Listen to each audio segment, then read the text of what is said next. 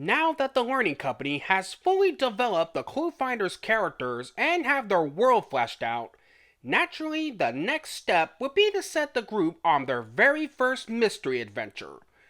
But just where would it take them? It'd have to be someplace exotic that could really set up the series proper. Well, they've got the perfect location. As for the ClueFinders' first mystery, they'd be flown down to the Numerian Rainforest in order to uncover the mystery of Mathra. Deep within the Numerian Rainforest, rumors are flying around that the ancient Numerian monster Mathra has returned and has been snatching up the animals. While on an expedition to uncover the rainforest secrets, Dr. Pythagoras, who just so happens to be the uncle of Joni, the ClueFinders co-founder and leader, believes that there's a more logical explanation going on. Before he can uncover the answers though, he gets captured by Mathra and taken to the Lost City. So he has his trusty computer lab trap called the ClueFinders to come to the rescue. With the aid of Joni, Santiago, Leslie, and Owen, they need to retrieve 2 ancient keys needed to unlock the gates to the Lost City of Numeria, which won't be too hard as Dr. Pythagoras recorded the locations into Labtrap before he was kidnapped. So now, Joni, Labtrap, and Santiago travel to the Monkey Kingdom and Goon Lagoon, while Leslie and Owen stay behind at camp but provide some aid to retrieve both keys. However, getting them would prove to be easier said than done, as they have to go through the rings of fire and climb up Goo Falls using special items before they can go to the Lost City and rescue both Dr. Pythagoras and the kidnapped animals. As the game that kicked off the series, it definitely got it going on the right foot. The game does a great job at establishing the world, the characters, setting up the main mystery, the overall tone, the locations the players need to go to, and what needs to get done.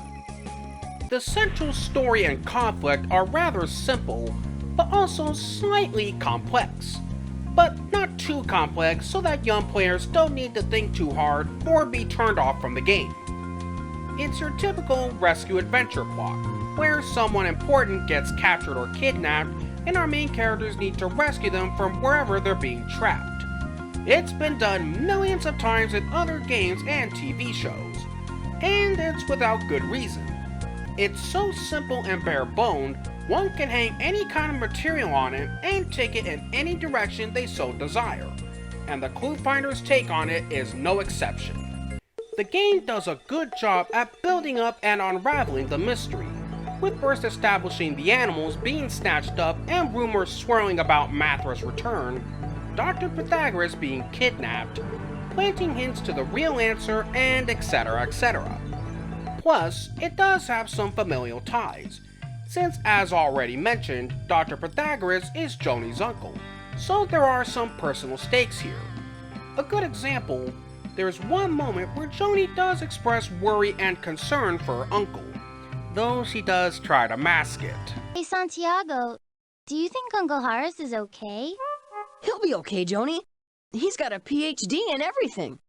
Yeah, of course. You're right. I just wanted to be sure you weren't getting discouraged or anything. Me? But... I'm glad I can make you feel better, Santiago. Let's go. Oh, brother. The game also does a great job in setting up the history, mythos, and the lore of both Numeria and Mathra, as well as how the inhabitants of both the Monkey Kingdom and Goo Lagoon live their lives, and how they've been affected by Mathra's return. On top of that, it does well at showcasing the various cultures of the areas, from the Monkey Kingdom assimilating ancient Spaniard conquistadors and having a monarchy, Goo Lagoon being a big send-up to British culture, complete with many of the denizens having Liverpudlian accents, and the ancient Aztec-inspired feel of the Lost City itself. It also does a good job at showing how the areas are connected in a certain way. This looks like an old water wheel, goo wheel. Goo from Goo Spring turns my wheel and generates my power. Oh, not goo again! Goo Spring?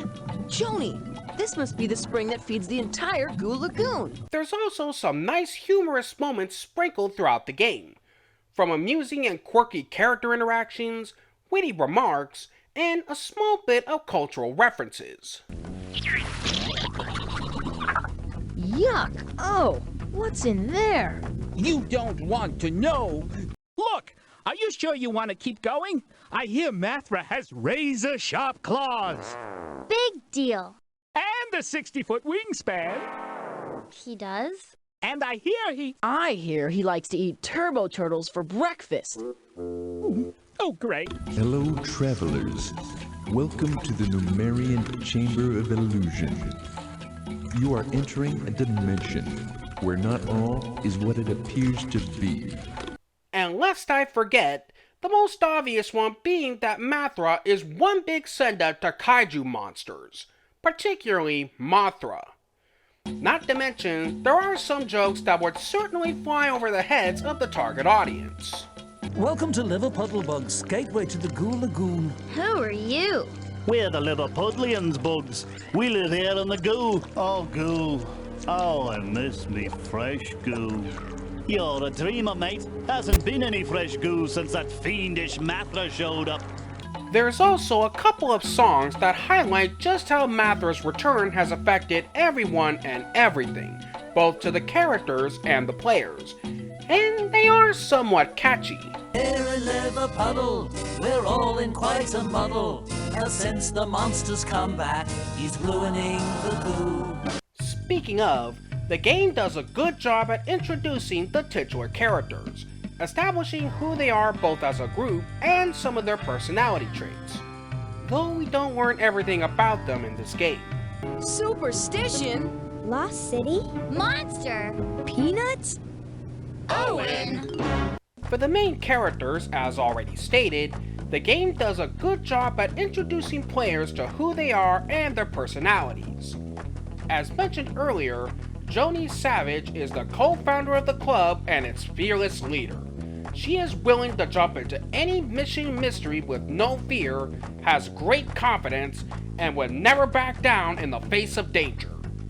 However, this can often lead her into trouble, as she tends to operate on the act first, think second mindset, leading her to getting reckless and sometimes jumping headfirst into danger without fully thinking it through. The moments at the two bridges are good examples of this. I can get across this ravine. This is no big deal. Come on, that stuff's not gonna stop me. Joni, be careful! The bridge Ah! is down. Yuck! Also, she isn't put off to do the math when it's called for, and will stop at nothing to solve any mystery. An interesting fact about why Joni's the leader of the club is during the development, the crew wanted to dispel the notion that girls don't like math by having her be assertive, adventurous, and most importantly, not be afraid to do the math at all, as already mentioned. Also, she was originally going to be a teenager, and at one point was named, and I'm not making this up, Indiana Joni. Yeah, because the parallels to Indiana Jones weren't obvious enough. However, the kids' testing group thought that she was more like a babysitter, and they wanted the characters to be closer to their age. Dr. Pythagoras doesn't get a whole lot of screen time given that he's trapped for much of the game, but he does leave a good impression. As already stated, he's Joni's uncle, but he's also a competent scientist and explorer, being the one who built Laptrap, and is the one to not buy the rumors about Mathra and figures out something else is really going on. Laptrap, Mathra is just an old Numerian superstition. There's a simple explanation for what's happening here, and I think I know what it is. Tomorrow, you and I will set off to find the 2 keys to the ancient city. Santiago Riviera is the tech-savvy mechanic, capable of building and fixing any gadget and/or machine, including the group's signature red video phones, which would now be very out of date, but were cool and cutting edge for the time. He also acts as the second in command of the group, and is much more level-headed than Joni is, thinking things through first before he acts.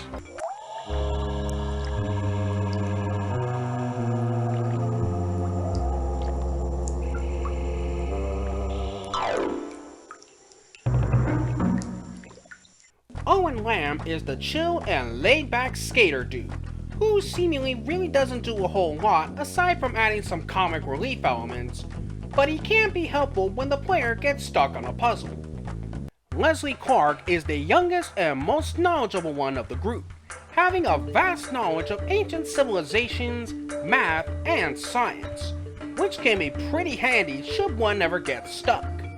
She also has quite an expansive vocabulary. Cool! Leslie and I will use the video link and be your backup. Right. Anytime you can't figure out what to do, use Santiago's red video phone to call us for help. The two don't get too much to do during the adventure as they volunteer to stay behind at the camp. But like I already said, they can provide helpful tips whenever the player struggles on a puzzle or a problem. Plus, the game does have each of the main characters' bios, so it does help fill in some of the blanks. Laptrap is the turbo turtle who provides both the map and the game options. However, he can also be cowardly and a worrywart, getting scared by any sort of potential threat that could happen during the adventure and being concerned if they'll be successful or not. But whenever he gets the chance, he can have his snarky moments. I'm so mad. When we catch Mathra, I'm gonna make him sorry he ever messed with my uncle. Joni, get real. He's like 60 feet tall. We'll need brains, not brawn. Brains, brawn, and when we finally get there, batteries! Now, before I continue, there's gonna be major spoilers in this part. So, if you don't want any, I suggest skipping to this time mark here. Anyways, as for the villain, Mr. Limburger, the game does a nice job at setting him up and revealing him as the villain and his motivations. At first, he seems rather impartial, only being there to bring the ClueFinders to the rainforest to help find Dr. Pythagoras, as well as flying Joni and Santiago to the Lost City. However, with the 2 big clues provided, and once he drops them off in the wrong area, that's when the gloves come off and he's all evil from there on out. His ultimate goal for kidnapping all the animals? To turn them into fur clothing, which, given that is highly immoral and unethical, is pretty loathsome. Plus, he does seem somewhat intimidating upon showing his true colors. The legend of Mathra was a convenient way to keep everyone away from the Lost City while I collected animals for my fur company. Everything was going perfectly until your meddling uncle got in the way. But I took care of him, and you 2 kids won't stop me. All in all, the game did a great job at introducing the characters who really leave a good and memorable impression, and has a fun and engaging mystery that doesn't feel overwhelming and can be somewhat challenging. For the gameplay, it's largely a big fetch quest, with the players going across the areas and collecting items needed to progress forward and retrieve the 2 keys. And the game does a great job at making it feel exciting. The necessary items for this game are sneezeberries for the Rings of Fire, goo beetle bags for Goo Falls, and snag nets for the bottomless pits of doom. In order to get them, the player has to help out the locals with specific tasks or problems, be they finding the right date or address, picking off a bug, figuring out seating arrangements, or arranging things in the proper order. Once the player successfully solves each puzzle, they are rewarded with each item, and the game does a great job at varying them up enough to keep the gameplay from being monotonous. Each of the items are color coordinated to 5 colors: purple, green, red, blue, and gold. Now you may be asking, why am I saying them in that particular order? Well, that's because each section follows an escalating difficulty, with purple being the easiest and gold being the hardest. The puzzles presented for each area are clever and can be a bit challenging, ranging from solving tricky math problems, figuring out the right order, spotting a small difference in a pattern, matching the beetles with the tiles in one specific way, reading maps, and lining up different types of words in a specific category. As far as how the educational aspect is integrated in, the game definitely truly succeeded on that front. As I brought up in part 1, the prime example of this are the bridges in the Rings of Fire, where the player has to correctly solve every math problem in order to uncover every letter for each clue on the bridges. An interesting nugget about this section is that if the player uncovers a letter, but no math operation will give you the number you hit, the game will tell you the answer is wrong, but will give you the letter anyway. Other good examples include the address stones, roping off the pit, the worm trolley, walking up the tree chest, and the walls at Goo Falls. Another nice aspect is that at the beginning, the game lets you set the difficulty for all of the puzzles, with of course 1 being the easiest and challenge being the hardest. This is quite helpful for anybody playing the game for the first time. The backgrounds do a great job at capturing the natural feel of a rainforest environment, the icky, swampy feel of Goo Lagoon, the Monkey Kingdom's ancient Hispanic look, and the Aztec-inspired look of the Lost City. The central locations where the keys are at really work in giving a sense of escalation, as I already mentioned, as the player traverses through each level.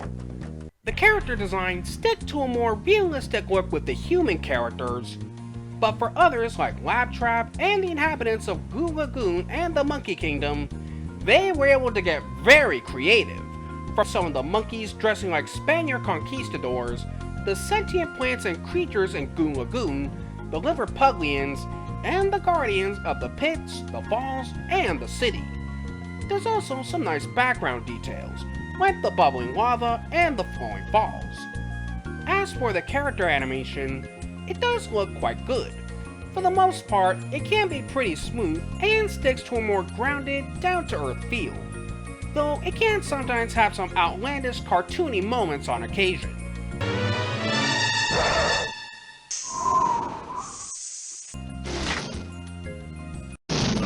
Now, if there is one aspect that holds the game back a bit, it would be the lack of dynamic with Owen and Leslie. Now, like I said, they can be helpful in solving certain puzzles whenever the player struggles with one. Plus, they are given a reason as to why they stay behind at the camp, to act as backup, and again, provide assistance with the puzzles. However, the one downside to that is, we don't get too much of their dynamic between Joni and Santiago, or even with each other, nor do we get too many glimpses of their personalities. Now, as I mentioned earlier, the game does provide us with their bios. However, it's not nearly as meaningful or effective as fully displaying them. All of that being said though, this is perfectly okay. After all, this is just the first game. First entries in a series are all about establishing the base concept and the cast, so not everything is going to be fully laid out on the first go. Plus, all that really mattered was whether or not the characters made a good first impression with players. And for this, as stated before, they definitely made a good one. Overall, with an engaging story and mystery that sets up the world, a memorable introduction to the title cast, and fun gameplay and puzzle solving that doesn't get too monotonous, you've got yourself a solid game that acts as the perfect way to begin the series. Unfortunately, there aren't a lot of unused elements to be found here. The only bit that was left out was a music track that was meant to be used as background music, though it's not known where it was meant to play, but it's most likely it would have been at the Lost City.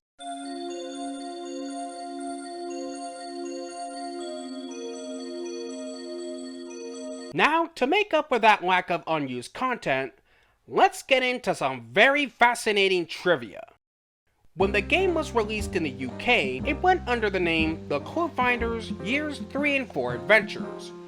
Naturally, it was redubbed with the British cast, but for whatever reason, many of the characters were given different names. Joni was renamed Josie, Santiago became Sebastian, and Leslie was named Lucy. Not to mention, Numeria was renamed Newberry, and Mathra was changed to Panthra. Mr. Limburger, are we near the place where my Uncle Horace was kidnapped? We're getting there, Joni. But frankly, I don't know what you kids can do. Mr. Lindman, are we near the place where my Uncle Horace was kidnapped? We're getting there, Josie. But frankly, I don't know what you kids can do. The only characters to keep their original names were Laptrap and Owen, though they were renamed in other versions. Now, some more character trivia for you. Santiago's character was inspired by MacGyver, which makes sense given his tech-savvy nature, and he was also named after 2 streets in San Francisco, which were, of course, Santiago and Riviera streets. Also, out of the main 4, Leslie was the most challenging one to record for. You may wonder, why? Well, it's because at the time, Keone Asia Gis was the youngest member of the cast and had a hard time with some of her lines. Given that one of Leslie's main traits is having a complex vocabulary, I'd say that would be difficult for any young kid to pull off, but she still did a good job playing the character.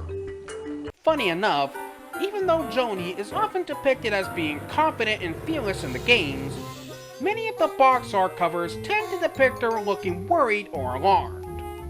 Kind of an ironic way to show the group's leader. Now, Laptrap's creation was a fascinating one. How come? Well, he was thought up by Nick Stern's 2 daughters, who were 8 and 5 respectively at the time. Also, Laptrap's ability to fly and hover was something that made sense for the team, as they needed him to be able to open at any given time, and it was Kenny Dinkin who gave him his name. Yeah, the man was very clever with names. When it came to the look and feel of the Lost City, the team took inspiration from a trip they took to the Day Young Museum, where they had a display of ancient artifacts from South America, and the crew sketched a lot of the displays.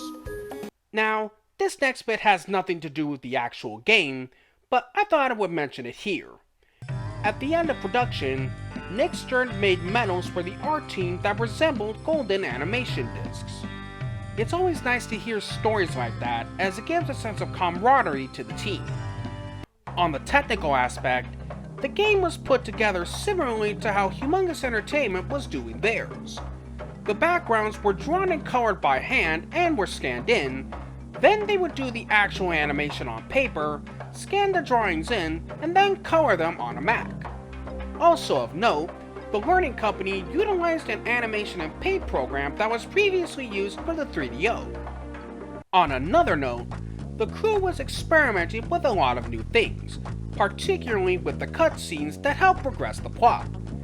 However, the marketing department gave the crew a hard time over this because, at the time, not all home computers were able to run them, but the engineers were able to figure out a way to work around it.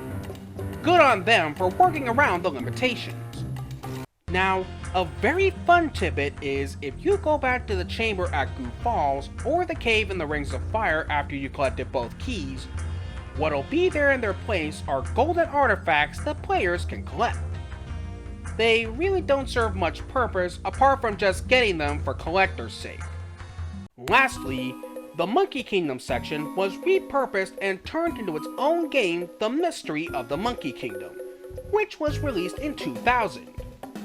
Yeah, I have no idea why they decided to do that, but I'm sure it acted as a gateway for newer players. When the gang arrived at the rainforest on January 6, 1998, they were able to crack the the mystery behind Mathra. Critics gave the game great praise for its ability to balance education and entertainment, the story and animation, and for challenging children's logical thinking and problem-solving skills in a fun manner. So naturally, with all of that praise, it should come as no surprise that the game went on to do very well in sales. The game would go on to win several awards, including the Gold Award from the Parents' Choice Awards, ReviewCorner's Award of Excellence, and the Bologna New Media Prize for Best Logical Thinking Program. The Mystery of Mathra is a great introduction to the series, with a good story and mystery that'll challenge players' thinking skills, does very well at integrating the educational elements in a seamless fashion, good animation and environments, and a cast of characters that'll certainly leave a memorable impression. Next time, we'll be leaving the Numerian Rainforest behind, as we hop across the pond to explore the mysteries of the ancient pyramids of Egypt.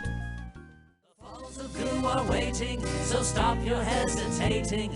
We're all asphyxiating and choking from the goo. The goo round here is stinking. We miss our fresh goo drinking. We're not so good at thinking. We're depending on you. You. Goo, what happened to you? You smell like old socks from Mathra's shoes. If you guys enjoyed the video, then be sure to leave a like and a comment down below, and if you'd like to be alerted to new uploads, hit that subscribe button and that notification bell. Also, if you'd like to help support my channel, check out my Patreon page and become a patron. If you pledge just $3 a month, you'll have early access to new videos, ad-free I might add, new art pieces, stories, and other exclusive perks.